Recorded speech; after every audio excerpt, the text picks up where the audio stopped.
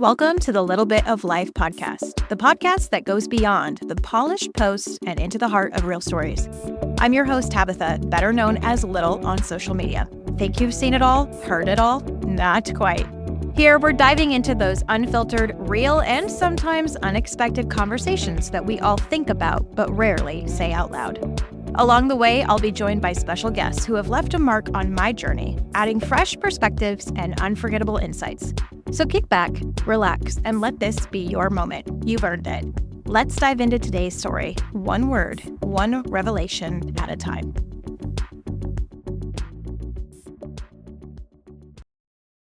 Hey, everybody, welcome in Little Bit of Life podcast right here with your host, Little. We are all into reality TV, but how real is reality TV? And who is behind the screen? Is it really what you're watching that you're getting, or what goes into that? We have all seen the new season of Married at First Sight. Our immediate interest and reaction is who would honestly go and get filmed and marry somebody that they've never met sight unseen? It's mind boggling to me, but we're diving into the deep end because we have Mackinley that actually was one of the people on the show. Mackinley, good to see you. How are you? I'm doing well. How are you today? Good. This season, this show, this idea blows my mind. We're all wanting to know right off the jump, how were you cast? Like, did you watch previous seasons or did you just kind of go into this blindly, literally? I literally went into it blind. I remember I got hit up on Instagram. I was in Nashville for like a week or two. I got hit up on Instagram. Um, I deleted the message. I thought it was spam. I got hit up again, and I sent it to some friends that are girls. Taylor, one of my good friends on there, and I'm like, "Hey, have you heard of this show? I've never heard of it." They're like, "Yeah, it's a real show. It's on whatever network, and you should consider it." So I followed up with the lady. Um, I don't know, like 2 weeks later, I think I was cast, something like that. That is Pretty wild. I mean, when we talking about like social media being like this huge community, I probably would have done the same thing. I'd be like, this is spam. This is weird. I'm not Yeah. answering this. This is a scam. Yeah, the first lady that hit me up, her profile it looked like a normal profile, and I'm like, "I don't know, seems fishy. I've never heard of the show." Deleted the message, and then the second account that hit me up, they were verified, they had quite a few followers, so I'm like, "Oh, maybe it is real." And that's when I decided to, like, send it out, to some friends and see if they'd heard of it, and sure enough, they had. We saw you on the show. For those that are listening, they're like, oh man, like I already know this person. Keep hanging in there because I guarantee you, you do not know who Mackinley is. You know who Mackinley is edited or how they wanted it to play out, but really don't know. You were in the cannabis industry. I love that you were showing that side. I think that's very important because I think honestly, you were kind of portrayed in a different light, almost like this drug dealer that they spun it. You were very well educated. You were great in the community of the cannabis world. And it wasn't just like sitting at your local pot shop and just like hanging out with your crew. So, Brie, was this like a whole spinoff or like, how did that come about? I guess I was so open about it because I'd been in the industry for so long. Like, in Michigan, it came around legally in 2010-ish, and that's when I originally got in, and I made my way, I guess, up the corporate ladder in the cannabis industry, and ended up being director of operations out in California for a huge brand, a huge company. And obviously, it's very legal out in California and Michigan. So then I'm like, I'm down in Tennessee. And I was still doing cannabis consulting on the side. I had left California, took a little hiatus, and which brought me to Tennessee. And then so when I got cast on the show, they're asking about like my past, what I do, and um, yeah, from what I understand, I got cast in a bad light as far Mhm. as I'm staying with friends and family. I'm in the cannabis industry. He's some drug dealer living in a basement. Blah blah Mhm. blah. It's yeah, it's odd, but again, it's not legal in Tennessee, so I think it was kind of like off the wall to everybody who lives there, who's not used to it.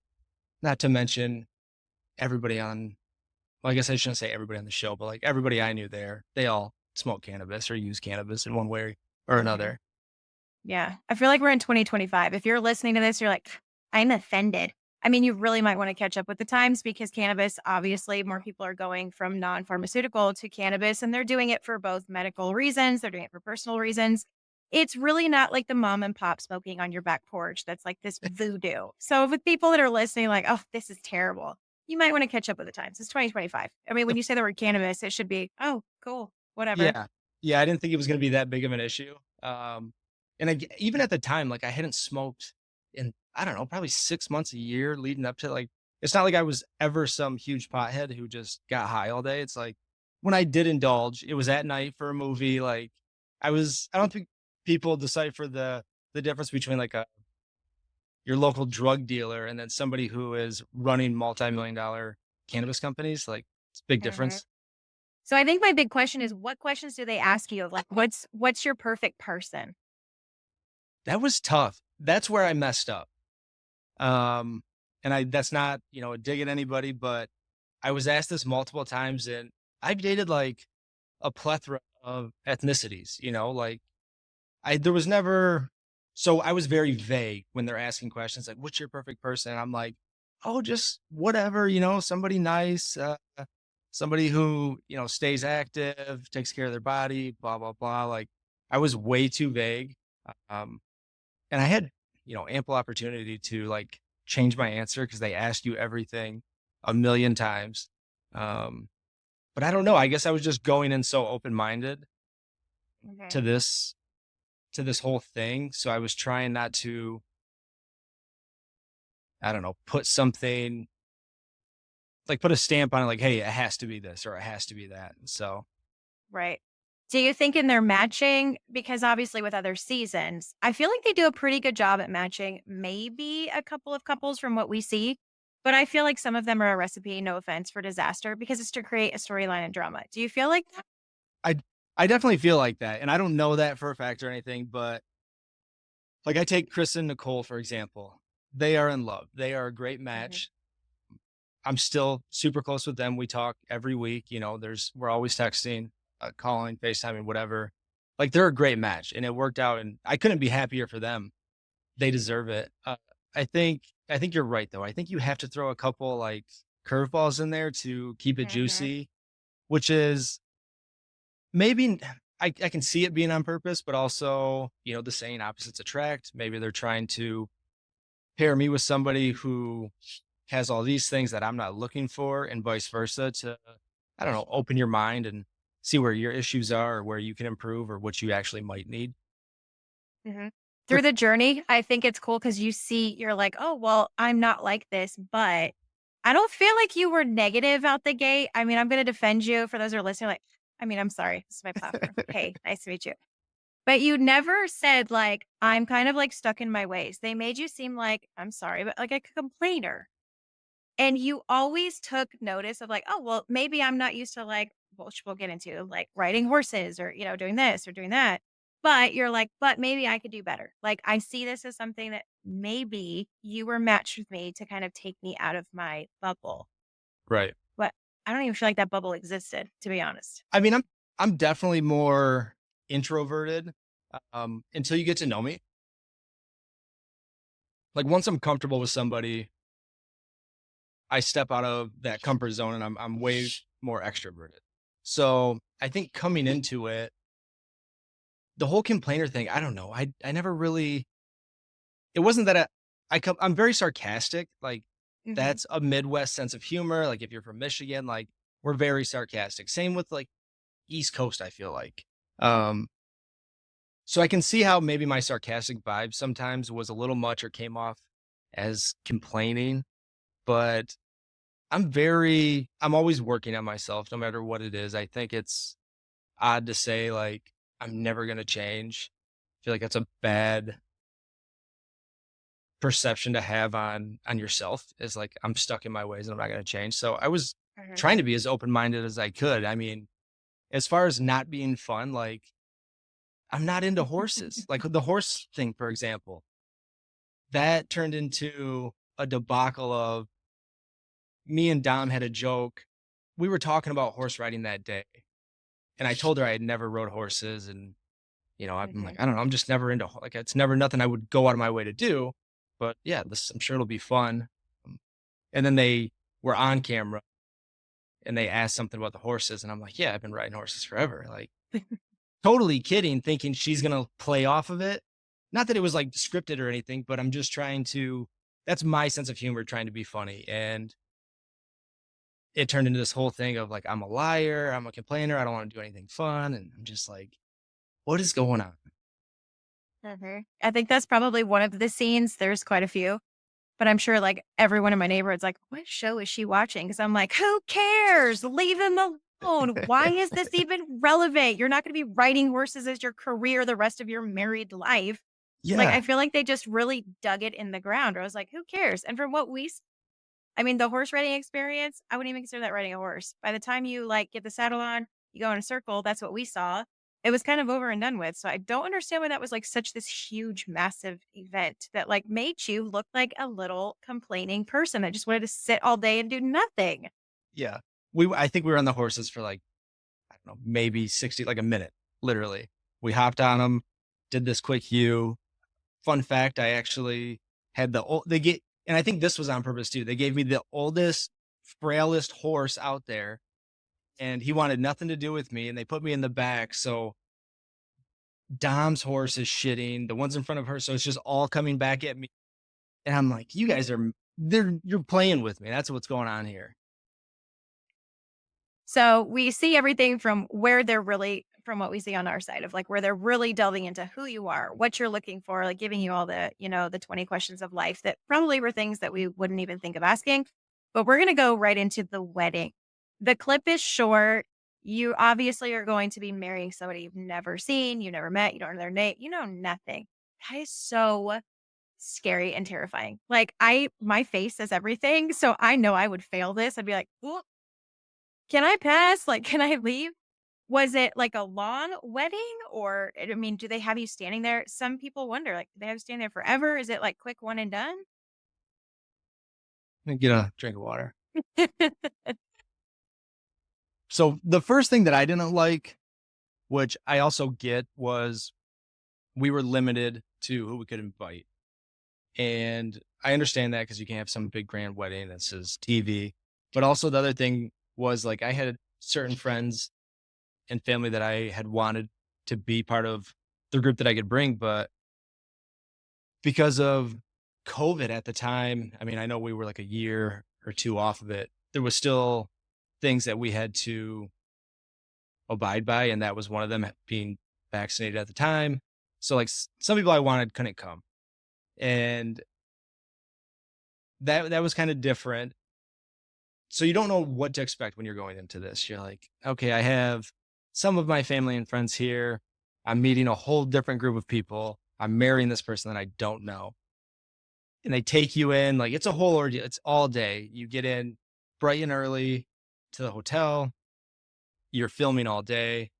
And then, you're getting ready for your wedding, which is the odd part is like you don't consider it when you're going through it.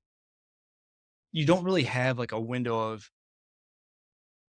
just time to yourself to be like, what am I about to go through? Because there's a camera there 24/7 while you're getting ready, while you're dropped off. Um, so then you get down there, everything's unfolding. I get ushered in and I walk in and I see my new family at the time on the left side of the aisle and my family on the right. So I'm trying to take in and be like, hi, everybody, I'm Mac. Nice to meet you guys, trying to be, a gentleman. And then they stick you up at the altar. And I can't speak for the other guys, but I was standing up there for at least an hour and a half, which I don't know if it was intentional. I don't know what the point of me being down there that early was. I look back now, I'm like, they just wanted to get the awkward, and I don't know that this is true, the awkward exchange of me just standing there, like sweating Mhm. profusely, trying to make small talk. I don't know if I'm supposed to be talking to the family. Am I supposed to be talking to my family? Am I supposed to introduce our families while I'm standing? Like, I have no idea what to do. I'm in a new environment and I'm just standing there awkwardly while people look at me for an hour and a half until Dom walks down the aisle. I don't know how I didn't pass out. So, Like, I thought you see the videos online of people like collapsing, and mhm. that's just running through my mind the whole time. I'm like, how much longer can I make it here? Being watching the show, and obviously there is a narrative. I've had a lot of people from reality TV shows and series on here. They do create a narrative. You are edited. Things are created and are blown out of proportion. The number one thing that I feel like the storyline was just so cringy to watch, and it honestly still makes my heart hurt, was they made your mom appear to be racist. Yeah, that was my biggest qualm and disappointment with, like, the whole show, where and I gotta shout out Dom here because she recently went on a podcast and defended her and was like, "Hey, that was bullshit. That is not how it went." Mhm, They took 2 different clips, and my Dom had asked my mother, like, "How do you feel about Mac getting married?" And my mom's like, "Oh, I wish he would've taken, like, the old-fashioned route of getting to know a person for a year or 2, getting engaged, and then getting married." mhm, And the way they edited it was Dom asking, "How do you feel about Mac dating a black girl?" Which she also asked, and my mother was like, "That's yeah, that doesn't matter at all. We don't that's not a thing that is ever a factor." Um, and so they took my mom's other answer and spliced it in with that question to make it look like she's saying, "Oh, I wish he was taking the old-fashioned route of, I don't know, marrying a white woman," or whatever they were trying to get out of that. And that's where I hadn't watched the show yet, and I in the back of my mind, I'm like, "I'm gonna watch it. I'll let some episodes come out and watch it." And once I seen that clip go around, I'm like, "Oh, I'm never watching this show." I can like in it I would rather have them done that to me than to anybody in my family. Like, our family didn't sign up for the show. We did. And there was no reason to take someone's family member and make them look, you know, show them in a negative light, edit something to make them mhm. look bad, let alone the most awful thing you can, be. I couldn't believe it. And like, I grew up in Flint, race isn't, I went to, I don't even want to get into it because it's so out there. But my sister works in Flint as well. Um, and so she's online, like on Twitter, trying to defend the family. And I'm like, hey, you just gotta, like, you can't respond to people. That's what they're looking for is a response. They have no idea what they're talking about. They don't realize that it's edited. And it was tough. It was tough to deal with. That's what, and to this day, I still haven't watched the show. I watched my wedding with Taylor. I think that was pretty much it. But yeah, haven't watched it since. Hmm. I think you also got a lot of slack of you were honest, which I thought there was nothing wrong about it. I think it's again, we're in 2025, so people, I gotta check yourselves. I feel like so many people on social media and just in general, they were so bothered that you had a female friend and you lived with her family. I don't think it was like the whole basement, so to speak, but it was like, wow, I wonder what kind of relationship that is. And it's amazing to me because I'm sorry, we've done this before. You can have a friend of the opposite sex and you can be close to their family as your support system. That was something that just literally irritated the hell out of me. I'm like, can this guy catch a break for the love of God? Yeah, we grew up in a small town here outside of Flint, so everybody kind of knows everybody. I've known Taylor since elementary school. Her, I don't, gosh, even before that, because her cousin lived by my parents' house, and that's how we originally met. Went to, every school together, grew up. Her family is like family. She's literally like a sister. Her parents are like parents. It's just, and I'm sure people get it. Like, there's people you grow up with that you're just so close with, and you have Mhm. friends' parents that are, they're there for you no matter what. She's lived in Washington, D.C. for like 10 or 12 years now. She traveled as a travel dental hygienist forever. And yeah, she's just always been a part of my life as like a sister figure and is always pushing me for more. And I don't know, I guess I get where people can question it, but like, me and Taylor don't have that type of relationship. It's never been that Mhm. type of relationship. There was never like a brief moment where, hey, maybe we should date. It's just that's just never been us. She's like hanging with one of my guy friends. And I don't know, she's just so awesome. Going down to her, and that's how it all started. Was I had came back from California, and I'm like, I don't know what I'm gonna do. I think I'm gonna take like a year off, maybe travel, trying to just like brainstorm what I want to do because I had been working nonstop for a long time. And she's like, why don't you go down to Tennessee? And Tennessee's always had a place in my heart. I lived down there for like 6 months when I was like 18 or 20, something like that. And her family lives down there. She's like, go stay with them, see if you like it for the summer. And so I call up Cisa, or I call her Cisa, Alicia, and Tim. And I'm like, hey guys. And they're so welcoming. And they're literally like, they're just like good friends. Like, please come down. We would love that. Come stay with us for the summer. See if you like it. Um, we don't have the kids are gone. Taylor's in DC. Their other kid, Timmy, he lives there. And him and his wife had just moved down like a year or two before. And I'm like, you know what? Actually, I think I'm going to.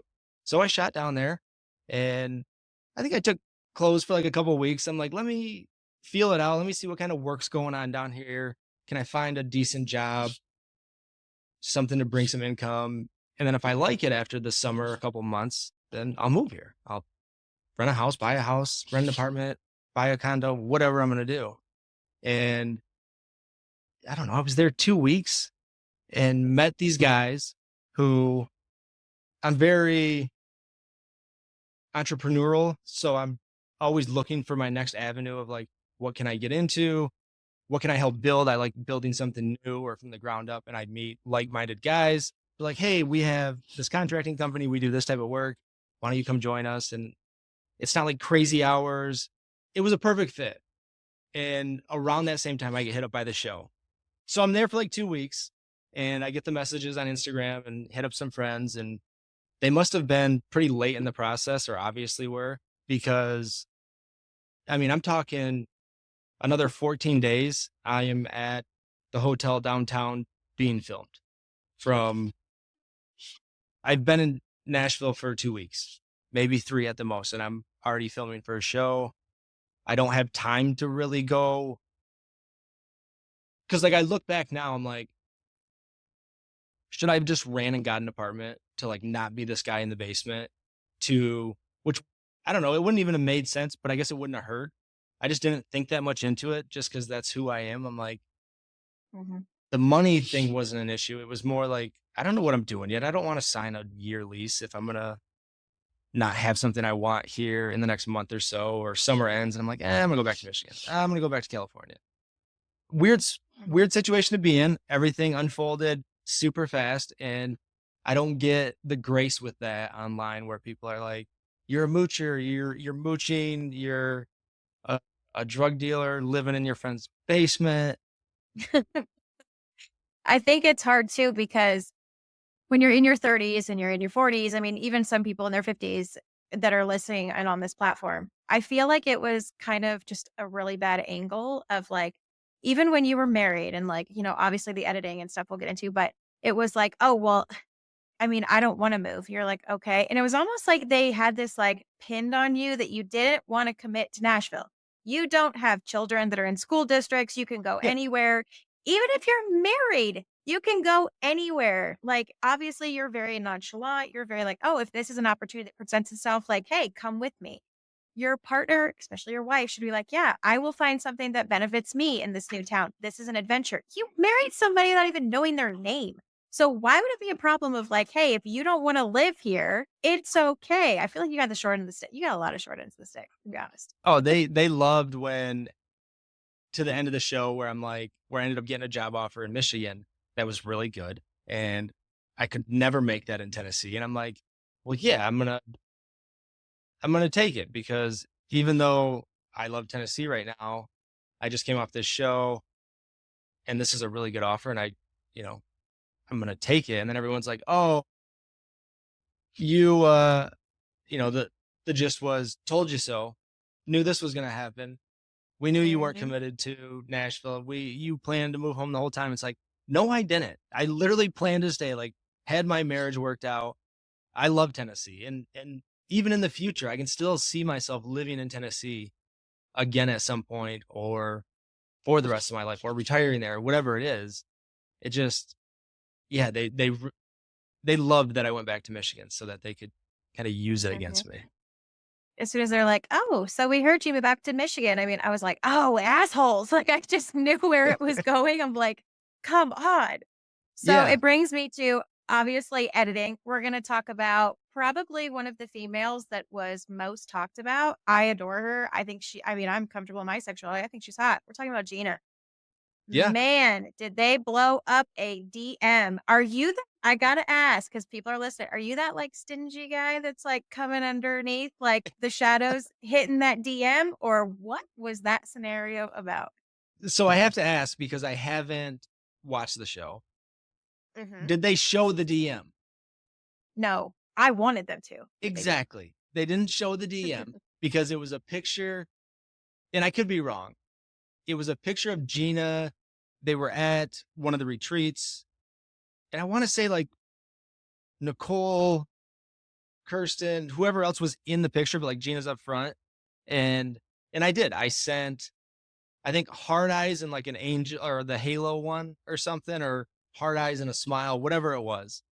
It may have just been the thing that you push, like heart eyes and it shoots up, but I didn't feel from the jump, like, when me and Gina hopped on the plane, that was the first time we met was at the airport, and I don't know if Gina would say the same thing, but, like, we were exchanging looks right away, like, "Oh, I think you're Mhm, really good looking," and I think she felt the same. As time went on, I knew, and I love Clint too. Clint ended up being a great guy. I didn't like Clint at first. I had to, like, grow into him, but Clint was super cool. Me and all the guys get along great. I knew Clint was not interested in Gina at all, and vice mhm, versa. Everybody knew Gina wasn't interested in Clint. Like that week, people knew me and Dom were working out. People knew Clint and Gina weren't working out, whether it's advertised on the show like that or maybe they'll work. Like we knew. So when I did that, I guess in hindsight, yeah, maybe I wish I would have not done it because they used it against me and on the show. But like I wasn't stepping on Clint's toes. I wasn't trying to snake Gina from Clint. Like we all knew it wasn't a thing. Whether or not I don't even know what part it was at of the show or in the season, but yeah, I didn't feel bad about it. They tried to use it against me and make me look like a snake or like some slimy guy trying to mhm. sneak in and steal some guy's wife. It's I think even if you asked Clint or Gina, they'd be like, "Yeah, it's blown out of proportion." Yeah, they breadcrumbed it because I remember in one scene, you guys are on your honeymoon, and, like, he was talking about, like, "This is what I'm used to," and, like, I'm calling you out, but, like, your face lit up, and you're like, "I think Gina's really attractive. I mean, I think sh I thi" and I was like, "Ah." Like, I, there's something right there, but then they blew it up later because then there's, like, clips of you guys, like, having coffee or, like, "Well, I didn't know if you were interested." I was like, "Ah," but it made you look bad, which I don't understand, like, their marriage wasn't working, that was pretty evident. I mean, if you have some common sense and you're able to, like, read a room, they were walking down the aisle, I was like, "That was not gonna work. Not gonna yeah, work. Nope." it's But then, like, why was this such a bad thing? If you're listening, you're like, "Gosh, I can't believe he did that." Your relationship was done. You went off the show early. You still are connected to these people that have, like, experienced something that no one else will ever understand, right. and you think somebody's hot. Like, what the hell is wrong with that? Like, who Yeah, cares? Free game. Be yourself. That's what you guys were there for. and I feel like when I sent the DM, which was just an emoji, it was not like, "Hey Gina, what's up? Here I am. Let's, start texting or whatever." It was harmless in my mind when I said it or when I sent it. And then back to the Clint thing on the beach where I'm like, I thought I guess sometimes I speak out of turn or I speak out loud too often, but Clint's telling us how he feels about Gina. So I felt like I was almost trying to hype Clint up and be like, "Hey dude, no, she's hot. She's sexy. Mhm, Like take another look." Not like, "Hey, she's hot. I think I want her," type thing. I'm gonna try to mhm, steal her. It was more like, "Hey, let me hype you and Gina up." And I do think Gina is good looking, but it was with like the best intention, and it did get kind of spun where I was just trying to tell Clint, like, "No, dude, you're good. I understand maybe not your typical type, but like she's hot. You should take another look." Like outside perspective, you got a good looking girl on your hands. mhm. And if those are listening are rolling their eyes right now, because I know there's some of y'all that you're lucky I can't see you. If you go back to that scene, Chris is sitting next to you, and Chris agrees. He's like, "Yeah, why is that not a Yeah. problem?" Like, when I looked at it, I'm like, "Oh, here they go. I could see where this is shifting." Which brings me to the question, your honeymoon, super weird, super awkward. You obviously are, like, trying to get to know somebody, and you're trying to put yourself out there, and obviously, as we know behind the scenes, you have a producer. Do you get along with that person? Is it super awkward? Do you feel like they're trying to get to know you and spin their own, like, dynamic between you 2? I think I think that's a huge issue probably across maybe all reality TV, but, like, I had our 2 main producers we had that we started with, absolutely love them. They were great, they were very honest upfront. I never felt like they were trying to, like, swindle me or bamboozle me into a Mhm, scenario or a thought or an answer, and then the one gets COVID right before we go to Jamaica, so she can't go.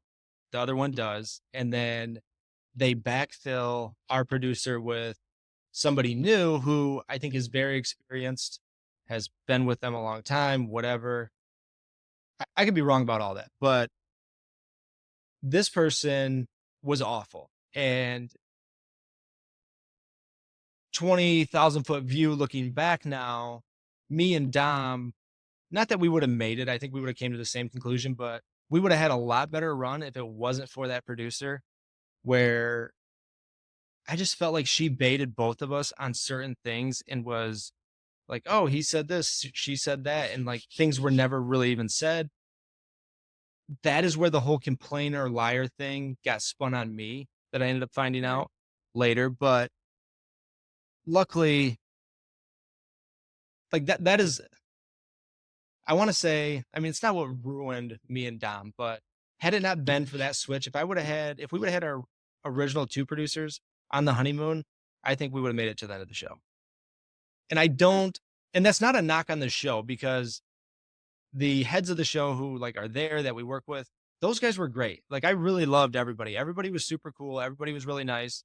I loved the people that I worked with. Uh, Montre, I don't know if I can use his name. I don't think it's a big deal, but he was like the VP of production and pretty much ran the show there. One of the nicest people I ever met. I think this producer that come in is trying to do what she thinks is a good job. And maybe she thinks in her mind that's what she needs to do is drive drama and rating or whatever she's trying to do. So I think that's just her freelancing on her own, not the show trying to like ruin us. I think that was more of mhm. that random producer that come in and by the end of the show, everybody else on the show caught wind and every other couple was anti this person. And it sucks because Dom even coming to me after and was like, "Hey, these things were said. Is this true?" And I'm like, "What do we? No, they told me you said this, or vice versa." Like, again, it's not a knock on the show. I think you sometimes get a producer in there that wants to make a name for for themselves or thinks they're doing what they think is right. And it worked really badly against me and Dom. Mhm. I think you both were do I think you were matched well? Not necessarily, but do I think either of you is a bad person? No. I've seen a lot of negativity come towards Dom, and I think that's just very hard to see as a female as well, because it took a lot of courage for her to sit in front of these experts, and I use that quotations, these experts, to say, like, "What do you want?" I mean, I felt like this huge pressure moment in that you're just sitting there like, "Oh my lord, like, what is happening?" Because you don't know, and then for her, it took a lot of courage, took a lot of guts to be like, "Yeah, I think I'm done." Like, that's not easy when you have, like, everything on your shoulders, and then you guys are trying to figure out your life. She thinks, she sees things she doesn't like, but it's probably vice versa.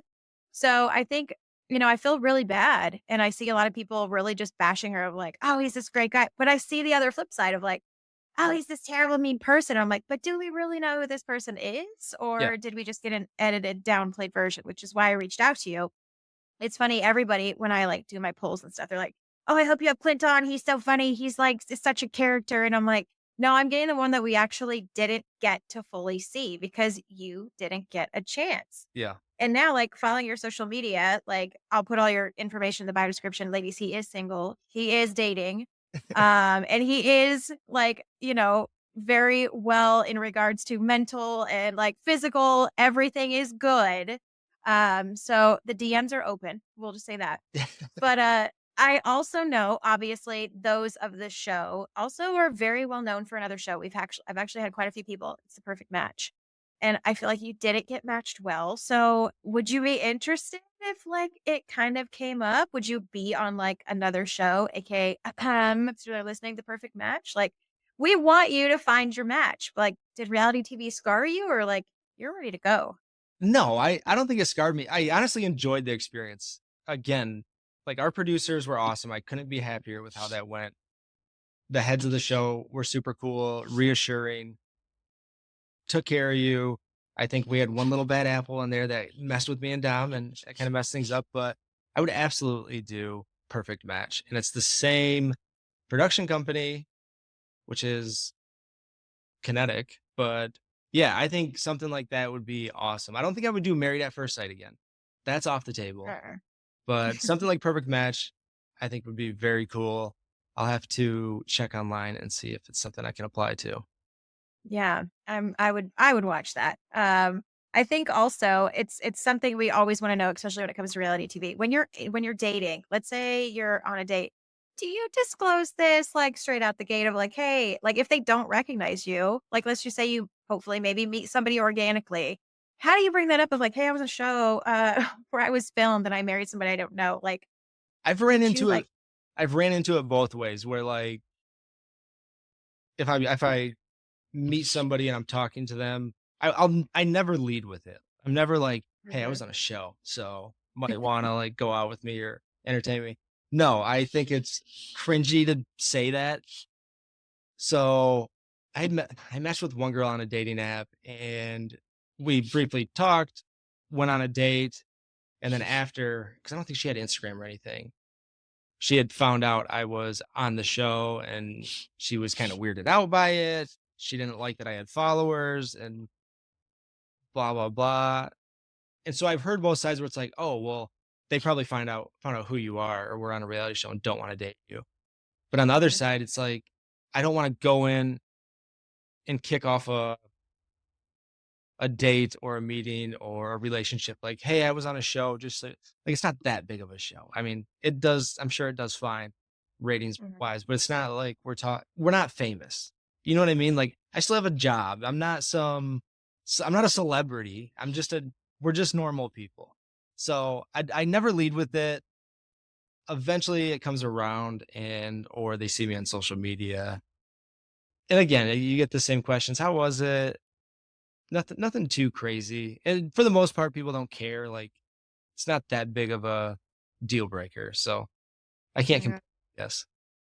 Well, your season, since you didn't watch it, is actually doing pretty well because with the poll, when I said, "Oh, have you guys watched Married at First Sight?" Some people are like, "Yeah, I watched one season. That was like a hot mess express. I'll never watch that show again." But it's funny because over 99.6% of the poll, over 50,000 people said, "I just turned on Netflix and it's like my most picked item." And I'm like, watch it and tell me what you think. Like, so it's doing very, very well. Yeah.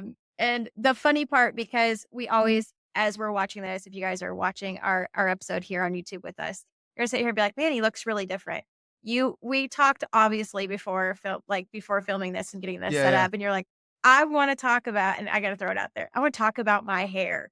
Why was that such a thing? Because I think it's so funny. You're like, I hate that. That I was mean, not how I have my hair. not that my hair looks that much better now, but the clips that I see, like, I'll do my hair short and stuff, but I've never cut my hair that short, that tight. I don't know what it was. I'm used to my haircut lady in Michigan that I've had for my whole life, and so I go out there and I'm at, like, sports clips, and I literally had, like, this crackhead lady at Lady Jane's just fuck my shit up. It was awful, and so the as I'm watching, clips back or people send me stuff where I see, a picture of me through some tabloid, I'm like, "It just doesn't look like me." Not to mention, I feel like that's the fattest my face has ever been. I was on, like, a vacation hiatus where I ate tacos for, like, 2 months straight. out to eat every night, just enjoying myself. And then, I get cast on a show and I have, hey, you got like 2 weeks till you're on film. I'm like, oh, what am I gonna do? This is no time to shape up my body. I don't have my haircut lady, so yeah, I don't know if my hair looks better, but that I'd never cut my hair that short. I was so Phenomenal. embarrassed. It's weird to see yourself in a picture that you just like, dude, that's not even like I never dress like that. I never do my hair like that. I'm never out of shape like that, but what can you do? See, ladies, if you're listening, we're not the only ones that, are so critical on ourselves. Sometimes you So gotta let you were yourself married. go. Yeah. So you were married at first sight. Big, big question that everybody is dying to know. Would you ever get married again, or has this just jaded you? No, I'm absolutely gonna get married again. Like I want to be married. Like I want a serious relationship. I want to start a family.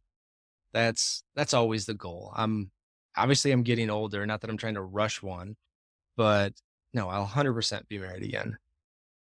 Well, And Well, we appreciate you stopping by because, again, I'm just going to say this one final time. Ladies, he's looking. If you are sane, if you are an entrepreneur, if you are interested in a long term commitment and you're not psycho batshit crazy, because I know some of y'all on social media, you got some problems. His DMs are open. Don't be weird. Don't be creepy. Um, and I'm really putting this into manifestation for you because I want to see you on the perfect match, like in your clothes with that haircut, being yourself, not riding in horses, better making shape. breaks, having fun, lounging by the pool, and hopefully meeting your perfect match. Because from all of us that watch the show, I'm kind of biased, but I always go for the underdog. You were so my favorite from A1 day one. I'm like, this dude's pretty cool. And then as they kept going, I was like, man, they're making this dude look like shit. I hate this. This is so bad. So I appreciate you stopping by, hanging out with us, talking with us. And yeah, I really hope this next year, maybe two, we follow your social media and maybe there'll be a little sneak peek of, hey, guess what? I'm going on to their show. Catch me over there. I hope so. And I appreciate it. Thank you for having me on, and we'll talk soon. That's a wrap on today's episode. I hope you enjoyed our time together, and I want to thank you for sharing it with me and the guest. A huge thank you as well to our guests as well as possible sponsors, because we're stronger together, louder as one, and truly connected like a family. If you loved today's episode, please leave a review, help bring others along for the journey with us, and don't forget to tune in on your favorite streaming platform every week.